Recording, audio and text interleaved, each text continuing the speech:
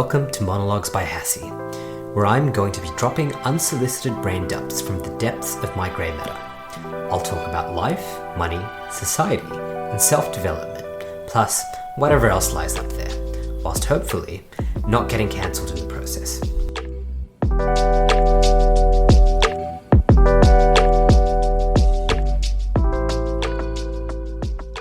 To change the world, change yourself. This is one of my favorite quotes as it embodies a deep sense of personal accountability, something that I think is deeply lacking in our world. And in recent times, especially if you're in the West, there have always been wars going on in the world, but the West cares about particular wars more than others. And all of us who have been propagated with these kind of messages and stories of war, which wouldn't have occupied our media, one thing that you find is that there are many sides to every conflict, and everyone blames each other. There is no sense of personal accountability. And this is obviously an extreme case where people are killing each other, but then take that one step back. And this is a very common thing that we see in ourselves and around us. And I've done this in the past, and I may do it in the future as well if I regress on these principles. Hopefully not. Hopefully I will remind myself. But it is very common to hear these types of complaints and wishes that the external people around us would change. That I wish my children would change. I wish my spouse would change. I wish my parents would change. I wish my co-workers would change. I wish my boss would change. I wish that angry guy I ran into on the bus would change. And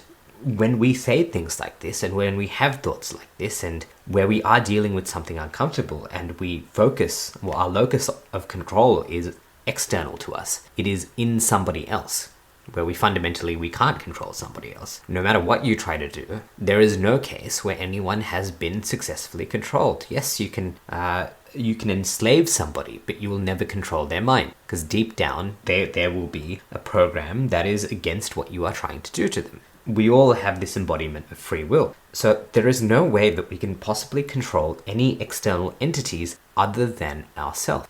And that is where the power of that quote comes in. To change the world, change yourself. And it's been spoken by, I guess, many great people who have clearly manifested in their lives. And, it's been said by Mahatma Gandhi, Alexander Solzhenitsyn, and I'm sure a countless number of other people who have gone on to come out of very tough situations and achieve great things. And if I took anything out of my own experiences, for example, with doing Vipassana meditation, when I was doing the 10-day courses, the first time I did it, I think one of the biggest lessons I learned is that me and only me, I'm the only person responsible for all the misery in my life. That anybody else can say anything they want, but I'm the person who chooses to hurt myself. And that was a very tough lesson to get, because if you're coming from a paradigm where you're very focused on blaming everything around you, then you can't exist in a situation where, well, when you first hear that, you naturally become very defensive. So it was a very tough thing that I took. And I think having been able to do that 10-day meditation experience again, where the amazing thing is you're solely focused on your own mind for 10 days, I probably came out with an even greater sense of personal accountability, because I knew obviously I didn't get there completely the first time, and I'm still not there, but that resolve to take even more personal accountability in my life has only increased. And it's very important for me because I've decided to take on more challenges, to take on more risk. I've recently quit my job. So for everybody, personal accountability is beneficial. For me, I realized that this is what is going to make or break you. And there are many examples in my life where I have changed myself and subsequently the world has begun to change. My own relationship with my family, I mean, it's been a very tough dynamic. There were times where it would be almost like this simmering hot pot of negativity and toxicity. And it wasn't until I began to change that dynamic changed. And it wasn't because anybody else changed, it was because I did. And likewise, if I look at my career, there was a point where I was a government employee, unhappy with being a government employee, and I said, well, I want to get into data analytics, and I realized that, you know what, maybe I want to look for jobs outside the government. And I started going to night school. I started spending considerable time trying to upskill myself, and I was driving to Kogarah from where I live in Western Sydney, and it was about a 1-hour drive, and I had to pay a $20 toll to get there. And I would do this every week for a year.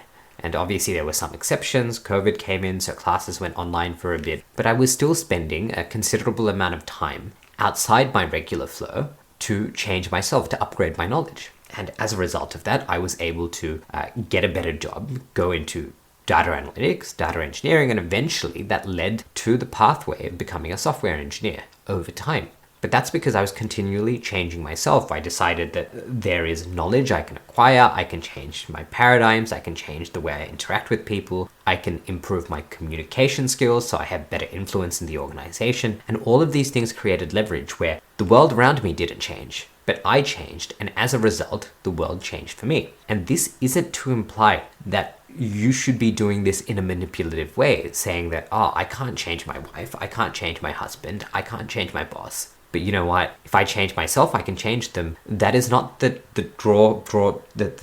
lesson that I want you to draw from this particular episode. It is that when you do change yourself, other people must change as a result. And I don't think that is a manipulative thing because I see it happen to me as well. Not when I've changed, but when other people have changed. And this is particularly common in people where I've had, in the past, negative experiences with them. And they begin to do something to try and change their lives and try to improve. And all of a sudden, I need to change the paradigm that I interact with them because that negative image that I had of that person is no longer applicable.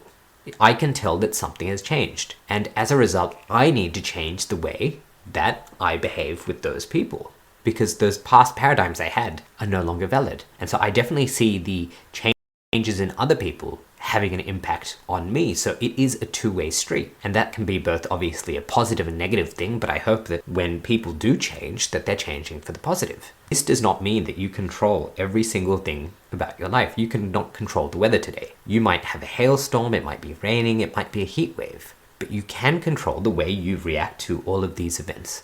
And that's a powerful thing. And in the world of software engineering, if I pull a very technical example, which might bore some of you, I'll try to make it very layman, is in software, we generally split things up into two broad categories. You have a front end, and the front end is what people interact with. If you're listening to this podcast on your computer or your phone, you will generally have had to open some sort of application or go to a website, and you would have clicked a few buttons, and now you're listening to me talking to you. That is the front end. Now, the back end is generally, it's the services which allow us to deliver data to the front end. So this audio that I've recorded is saved in some sort of file storage system on the internet, and through a backend service, when you press the button to listen, it is being streamed to your device. So you have this front end and you have this backend. And the way they communicate with each other is traditionally called an API, an application programming interface. So it's a very common way that front ends and backends communicate. And all an API is, an application programming interface, it is simply an agreed upon form of communication where the front end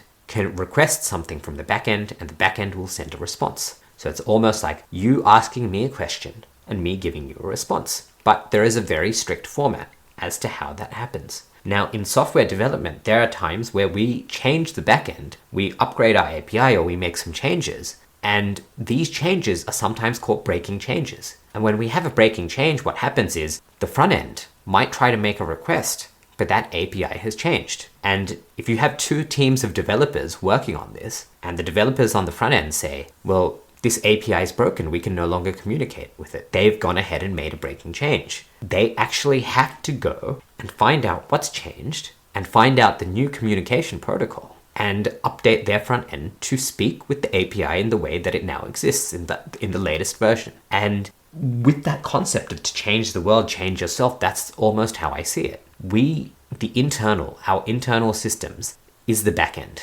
And when we change, and it won't happen immediately, but the people who interact with us, who request things from us, the front end, the world around us, will realize that something's changed. And over time, they will have to update the way that they communicate with us. And that is the way the world changes. Not because anything else around us changed, it is because we changed first. And I think that's a very powerful principle to take away. So if I'm going to leave you with anything to reflect on, it's how much accountability do you take in your life? And if you just reflect on the past week, for example, what is something where you placed your locus of control external to yourself? It could have been something you saw in the media, something that happened at work, something that happened in your family. And who were you blaming? Were you blaming some political party? Were you blaming a spouse, a child, a sibling? Were you blaming a boss or a co-worker? And think back on that situation and ask yourself, what could I have done differently in that situation? Not what the other person should have done, but what could I have done? What could I have changed about myself and done differently? And slowly try to expand that principle, broaden that principle of extreme personal accountability across your life. And it is not that you control everything in the world. You can't control the weather. There are so many factors external to you, but you can control how you respond to the world. And that is a very crucial thing. So I'm going to leave this episode there. And to all of you listening to this, I wish you great success on all your endeavors.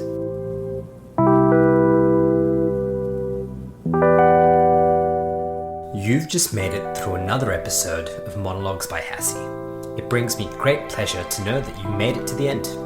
To listen to more episodes, subscribe on your favorite podcast app or visit monologuesbyhassie.com. Thanks for swinging by.